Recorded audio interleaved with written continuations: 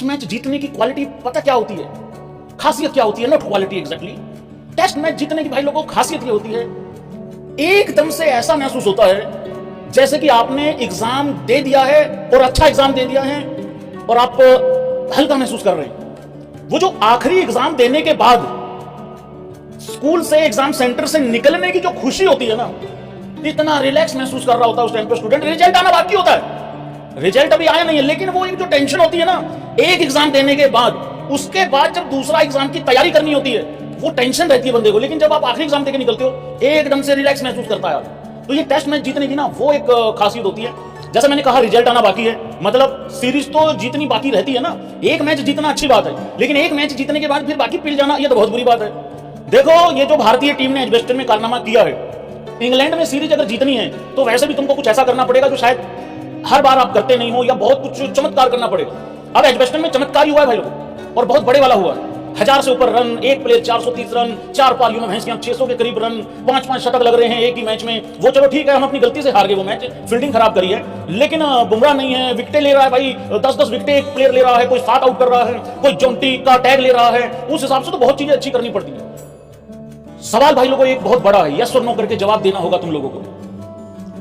क्या भारतीय team Edgbaston में मैच जो जीती है, दूसरा टेस्ट मैच अपना पहला जीती है, मैच सीरीज का दूसरा था, क्या इस मोमेंटम को हम लोग कैरी कर सकते हैं, कंटिन्यू कर सकते हैं? मेरे पास इसका जवाब है हां, और इस हां के पीछे बहुत बड़ा तर्क है।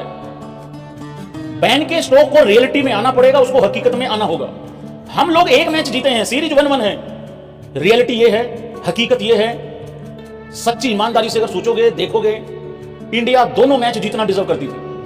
पहले मैच में 5 शतक लगाने के बाद कोई हारता नहीं है, 5 सेंचुरी आने के बाद कोई हारता नहीं है, लेकिन उस मैच में एक चीज साबित हो गई, अगर आप कैचिंग अच्छी नहीं करोगे, आप चाहे 8 सेंचुरी लगा लो, आप अगर फील्डिंग ठीक नहीं करोगे तो भाई फिर वहां पे आप 300 भी बना लो, एक प्लेयर फिर भी कम पड़ जाएगा। तो फील्डिंग अच्छी करनी। हम हकीकत अगर देखें ना, इंडिया अभी तक ये बहन के स्ट्रोक चल रहे हैं तुक्के पे, इंग्लैंड ये तुक्के पे, मतलब अगर जो रूट नहीं चलेगा तो बाकी सारे तुक्के पे भाई लोग, बनी तो बनी, नहीं तो अब्दुल गनी वाला काम है। तो हकीकत यह है कि हम इंग्लैंड से बहुत बेटर है। कौन कौन भाई मानता है कि हम इंग्लैंड से बहुत बेटर है इन 2 टेस्ट मैचों में? देखो इंग्लैंड की जो सोच है भाई, फ्लैट विकेट दे दो। हालांकि शुभमन गिल ने कहा है प्रेस कॉन्फ्रेंस में कि मुझे नहीं लगता अब ये लोग ऐसा पंगा लेने वाले हैं फ्लैट विकेट वाला, शायद ये अभी ऐसा गलती ना करें। गलती मतलब ये वाली सोच के शायद ये लोग ना जाएं तीसरे टेस्ट मैच में। ये मैं बता दूं, ये ढीठ है, ये ढीठ। बाकी लोगों की 11 बनती है, इनकी ढीठ 11 बनती है, जो रूट छोड़ के। ये नहीं मानेंगे, नहीं सुधरेंगे भाई। अगर क्रिकेटरों की अगर बकायद 11 होती तो ऐसे ही होती।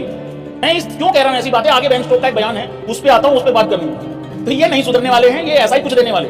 क्यों नहीं सुधरने वाले? क्योंकि इनके पल्ले ये है। अब एक आदमी घर से तैयारी मुंह हाथ धो के आया, इस वजह से बीच में प्लानिंग थोड़ी बदल देगा भाई। तो ये ऐसे ही जाएंगे। ये देखो, अगर इन्होंने थोड़ी सी भी विकेट बॉलर्स के फेवर में दी यार, इनको सच में बुमराह और आकाशदीप लेटा देंगे। मुझे लग रहा है सिराज का तो जब तक नंबर आएगा, जब तक इनके 4 निकल चुके होंगे घर को, तो ये बिल्कुल भी ऐसा पंगा लेने वाले नहीं है। लेकिन बात फिर वही आ जाती है कि फ्लैट विकेट दोगे क्या, अच्छा विकेट दोगे क्या, बल्लेबाजों के फेवर देंगे? वो देंगे, वो पक्का 100% देंगे। क्यों? क्योंकि उनको वो चीज भाई सूट कर रही है। वो अलग बात है कि दूसरे मैच में उनके घोड़े लग गए हैं, लेकिन देखो हर बार। और यहाँ एक बात मैं आपको बताऊं भाई लोग, यहाँ एक बात बताऊं आपको, सब लोगों को लगता, मैं फ्लैट विकेट की थोड़ी हकीकत भी बता देता हूं। देखो पहली बात तो ये है, रावलपिंडी पाकिस्तान से ज्यादा फ्लैट विकेट कोई माई का लाल बना नहीं सकता, कोई बना ही नहीं सकता रे। और मजे की बात बताऊं भाई लोग, मेरी बबरो उसमें भी अपने कूल्हे में अटकाती हुई आज तक दोहरा सैकड़ा नहीं बना पाई। एक बार गई थी बबरो 200 करने की तरफ, हाथ पैर कांप गए, नीला पड़ गया भैंस की आंख, और भाई निपट गया 196 के आसपास। मैंने वो पारी पूरी देखी थी, साक्षात देखी थी मैंने वो पारी। तो हकीकत ये है, ये जो फ्लैट विकेट की कहानी है ना मित्रों, मुझे लग रहा है इसमें शुभमन गिल को एप्रिशिएट करना बहुत ज्यादा जरूरी है। बॉस आप फ्लैट विकेट की बात करते हो, मैं आपको कह रहा हूं, जब देखो जब बंदे की जब बुरा टाइम चल रहा होता है ना, ऊंट पे बैठे हुए आदमी को भी कुत्ता काट जाता है रे, ऊंट पे बैठे हुए आदमी को भी। आप फ्लैट विकेट की बात करते हो, मैं कह रहा हूं आप फुल टॉस डालना चालू करो बॉस। उस फुल टॉस बॉल को भी अच्छा टाइम करके बाउंड्री के बाहर पहुंचाना पड़ेगा भाई। मैं एक बात कह रहा हूं, पिच दोनों के लिए सेम है। अगर ये इतनी फ्लैट विकेट थी, कौन कौन एग्री करता है इस तर्क से, अगर इतनी फ्लैट विकेट थी फ्लैट थी, लेकिन यार जो रूट तो फिर आउट नहीं होता, जो रूट तो फिर भाई 2 दिन तक खड़ा रखेगा हमारे बॉलर्स को। तो हमारे बॉलर्स ने उनसे ज्यादा अच्छी बॉल डाली है इस फ्लैट विकेट पे, एग्री। और हमारे बल्लेबाजों ने उनके बल्लेबाजों से ज्यादा अच्छी बल्लेबाजी की है। अगर कंपैरिजन करें 5 दिए 15, 5 दिए 15, मतलब जो 30 सेशन है, ऑलमोस्ट 29 सेशन है, अगर कंपैरिजन करोगे तो हमारे वाले उनसे बॉलिंग में भी मैं क्यों कह रहा हूं, पहला मैच जीतने के बाद भी मैं कह रहा हूं, फ्लैट विकेट होने के बावजूद कह रहा हूं, हमारी जो बॉलिंग है उनसे ज्यादा, क्योंकि हमारे वालों ने पहले मैच में भी भाई आउट तो कर ही दिए थे, कैच नहीं पकड़ रहे हो यार, 5 कैच 6 7 8 9 भैंस पता नहीं कितनी कैच छोड़ दी, तो उसमें क्या कर, हमारे वालों ने तो अपना काम कर दिया था। बुमराह आ रहा है भाई लोगों अगले मैच में,